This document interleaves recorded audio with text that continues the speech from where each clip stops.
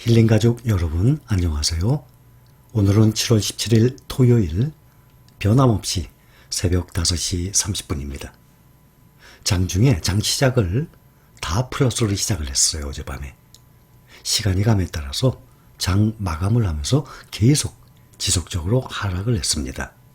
어제와 마찬가지로 오늘도 떨어졌어요. 다우가 0.86%, 나스닥은 0.8%, S&P 500이 0.75% 하락을 했어요. 지난주까지만 해도 3대 지수가 연속 사상 최고치를 번갈아 가면서 상승을 해왔었는데 하락세로 지금 전환을 한 상태입니다. 그런데 짧게 5일간으로 보면 그렇게 크게 하락을 안 했어요. 다우는 0.43%, 5일간.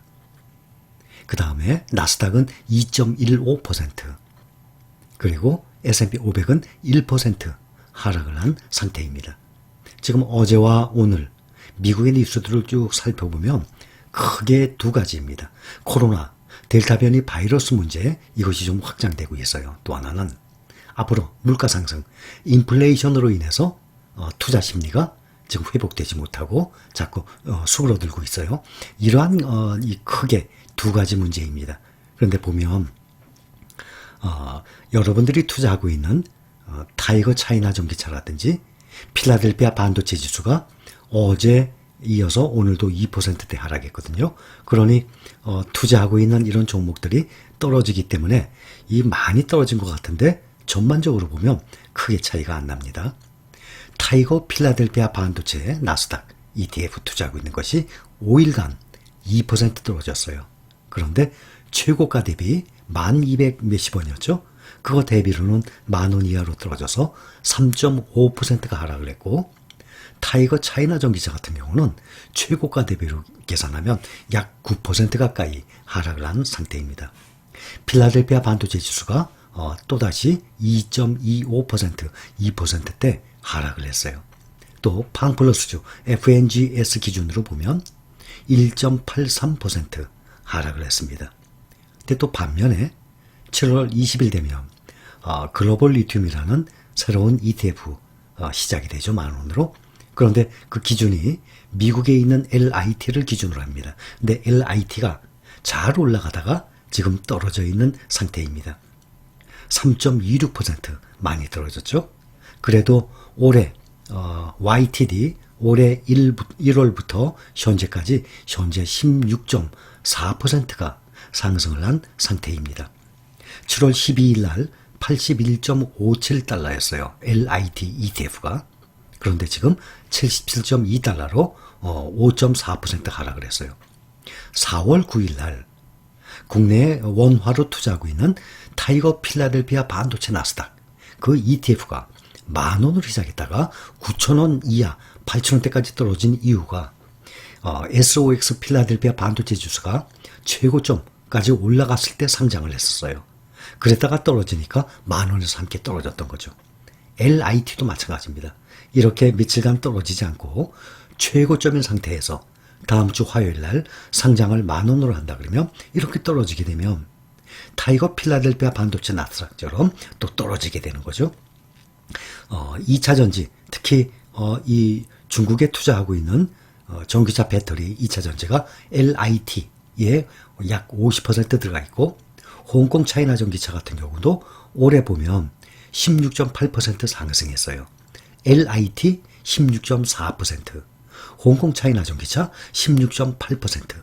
이거에 비해서 여러분들 투자하고 있는 타이거 차이나 전기차 원화로 투자하고 있습니다. 이것은 올해 들어서 24% 상승을 했어요. 1월 4일 날 13,015원. 그러니 10,000원으로 12월에 시작을 해서 13,000원까지 약 한 달도 안 됐는데 30% 올라갔다가 다시 10,000원으로 떨어졌었죠. 그랬다가 또 17,000원 올라갔다가 지금 현재 16,130원으로 다시 또 하락했어요. 이번 주에 보면 5일 동안에 약 9% 가까이 하락을 했고, 또 연간으로 올 1월부터 현재까지 보면 24% 상승한 상태입니다. 미국의 엔비디아 또 대만의 TSMC가 어제 4.4%, 5.51%까지 하락을 했는데 엔비디아가 오늘 또 그만큼 떨어졌어요. 오늘도 4%대로 4.25% 하락을 했습니다. TSMC는 좀 어제보단 덜해요. 1.52% 하락을 했습니다. 엔비디아가 다음 주에 4대1로 액면 분할을 하게 됩니다. 1년간 2배 가까이 약 80% 엔비디아가 상승을 했어요. 올해 들어서도 현재 38%나 상승을 한 상태입니다. 영국의 반도체 기업 ARM 이 기업을 인수한다고 발표한 지 꽤 됐어요. 근데 각국의 반대 기류가 점점 강해지고 있습니다.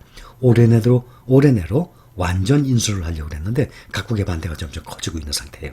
그러나 엔비디아는 정말 앞의 미래가 정말 성장성이 큰 회사예요.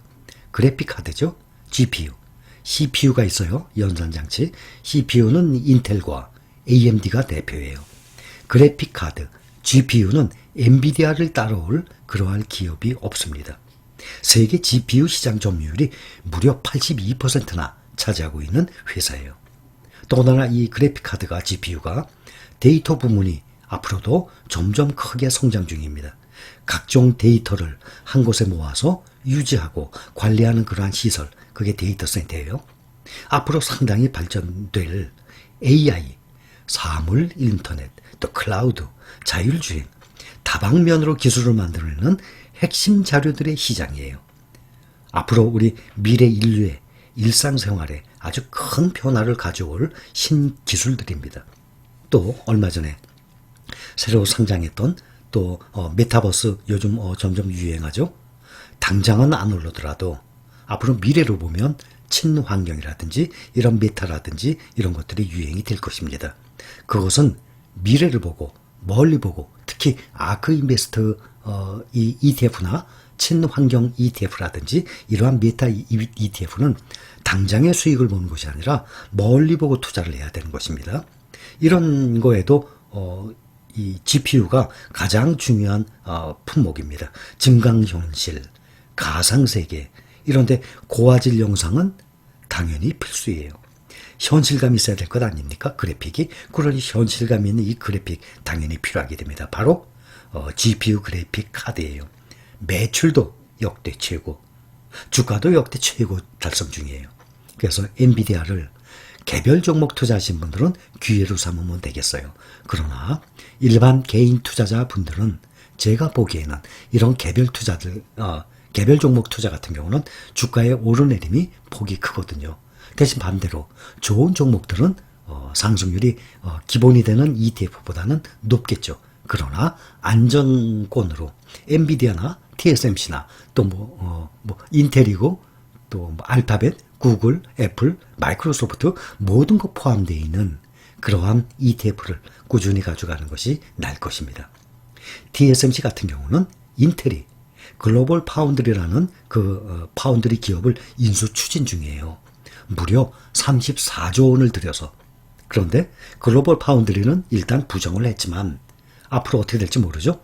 강력한 경쟁자가 그렇지 않아도 TSMC, 삼성전자, 인텔이 삼각구도인데 인텔이 얼마 전에 미세 공정에서 점점 떨어지는 상태였어요. 그래서 파운드리 업계에서는 TSMC와 삼성전자가 1등, 2등, 사실 1등, 2등이지만 격차가 너무 커요.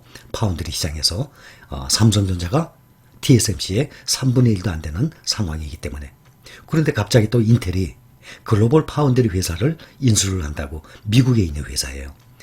1, 2, 3, 4등 정도 돼요. 세계 시장 점유율 1등이 대만의 TSMC죠. 그 다음이 파운드리 시장에서, 그 다음이 삼성이에요. 삼성전자.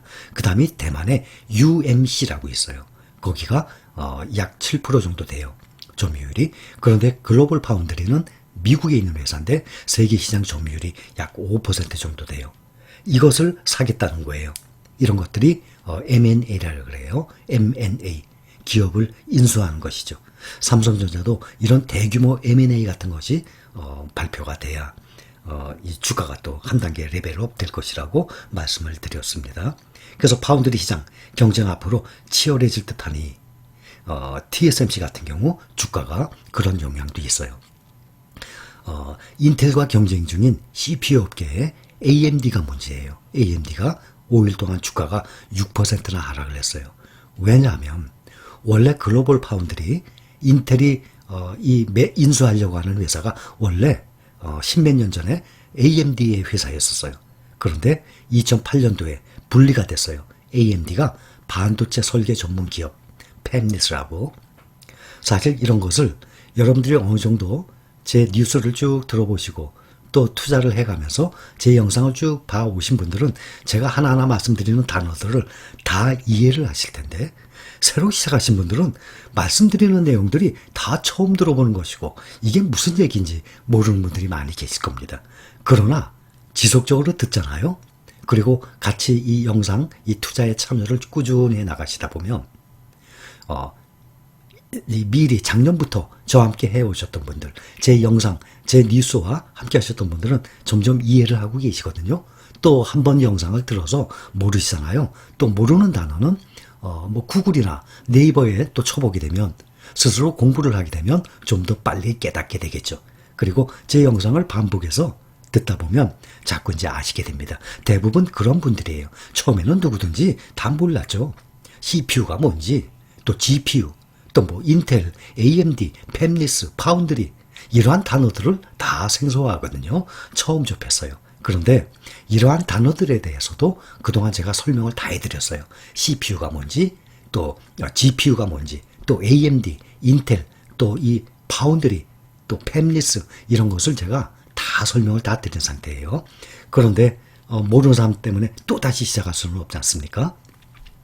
그래서 AMD가 팹리스 회사 전문으로 됐어요. 퀄컴 또 뭐 이런 회사들처럼. 그래서 분리가 됐습니다. CPU 시장에서 경쟁사인 인텔하고 AMD가 인텔을 따라가는 거예요. CPU 시장 1등은 인텔이고 GPU 시장 1등은 엔비디아예요. 그런데 만약에 글로벌 파운드리라는 회사가 인텔에 넘어가게 되면 문제가 뭔가 하면, AMD가 반도체를 설계할 거 아닙니까? 팹리스 회사니까.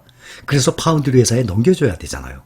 그런데 지금 글로벌 파운드리의 최대 고객이에요. AMD가. 근데 그 글로벌 파운드리 회사가 인텔로 넘어가게 되면 결과가 어떻게 됩니까? AMD가 반도체 설계한 팹리스 회사예요. 반도체 설계한 설계도를 만들어야 되니까 반도체를 인텔에 넘겨줘야 돼요. 그러한 문제가 생깁니다. 그러니 AMD 같은 경우는 가장 큰 문제예요. 글로벌 파운드리의 최대 고객이었는데 앞으로 그것이 인텔로 가면 CPU 시장에 최대 경쟁자가 있는데 인텔에 나의 이 정보 또 나의 기술을 다 넘겨줘야 돼요. 왜냐하면 반도체 만들려면 내가 설계해 놓은 것을 넘겨줘야 반도체를 만들어줄 것 아닙니까? 그래서 그런 것 중에 가장 안전한 회사가 대만의 TSMC예요. 그래서 인텔이든 애플이든 이 많은 팹리스 회사들이, 반도체 설계하는 회사들이 삼성해 주기를 꺼려하는 거예요. 왜냐하면 삼성은 복합적인 컴퓨터 회사거든요. 반도체 회사. 그러니 삼성전자는 모든 기술을 다 가지고 있어요. 그러니까 우리 거 만들어주세요 하고 반도체를, 새로운 신기술 반도체 계속 만들어낼 것 아닙니까? 이 기술이 발전해가면서 반도체 사이즈도 작아지고 또 전력량도 점점 소모량도 적어지게 되고 기술은 향상되고 그런 거를 계속 만들어내는데, 대만의 TSMC는 다른 건 없고 오로지 파운드리 만들어주기만 하는 거예요. 반도체 설계를 해오면 그거를 만드는 회사예요. 대만 TSMC는. 그러니 경쟁업체가 아니니까 편하게 해주는 거예요. 그래서 많은 회사들이 이 핸드폰 칩에 들어가는 거라든지 컴퓨터 칩이라든지 이러한 반도체 설계를 마음대로 넘길 수 있지만, 삼성전자 같은 경우는 워낙 기술이 집약되어 있는 회사니까 그런 거를 함부로 넘기지를 못해요. 무슨 말씀인지 특히 초보 되시는 분들 이해를 하시겠습니까? 그래서 이 글로벌 파운드리가 인텔에 넘어갈까봐 지금 TSMC가 어제도 많이 떨어졌었고 또 오늘도 조금 하락했어요. 5일간 보면 AMD가 가장 많이 떨어졌어요. 6% 하락했어요. TSMC는 4.5% 하락했어요. 또한 이 파운드리에도 당연히 삼성이 2등인데 삼성 주가의 영향은 미미해요. 왜냐하면 워낙 올해 들어서 삼성전자 주가가 상당히 약세였거든요. 5일 동안 보면 100원 떨어졌어요. 79,900원에서 79,800원으로 삼성전자가 5일 동안 보면 100원 가장 적게 떨어져 있는 상황입니다. 지금 서유럽은 100년 만에 홍수로 수백 명이 사망한 상태예요. 그런데 또 북미는 고온의 대형 산불에 또 난리입니다. 세계 정부가 기후변화에 당연히 점점 주목을 하게 되죠. 지금 현재 보면 이렇게 떨어지는 이유가 미국의 경기 회복 속도가 정점을 찍고 점차 둔화되는 모습을 보이고 있다고 나옵니다. 특히 서비스업 지표들이 예상보다 부진해지고 있다고 합니다. 왜냐하면 작년부터 코로나 팬데믹 사회로 접어들면서 많은 기업들이 이 시스템이 무인화, 자동화 이러한 과정으로 지금 진행이 되고 있어요. 코로나 팬데믹이 아니더라도 4차 산업혁명으로 인해서 자동화 무인화 쪽으로 가고 있는데 코로나 팬데믹으로 인해서 그 기간이 더 빨라지고 더 짧아지고 있다는 얘기죠. 그래서 이렇게 가속화가 되면서 노동 환경이 완전히 앞으로는 변화가 될 것입니다. 그렇게 되면은 이런 일반적인 자동화 무인화 시스템으로 가기 때문에 이 노동 수요가 많이 줄어들게 되죠. 자, 많이 떨어지지는 않았는데 오늘 0.86, 0.8%, 0.7% 정도 하락을 한 상태입니다.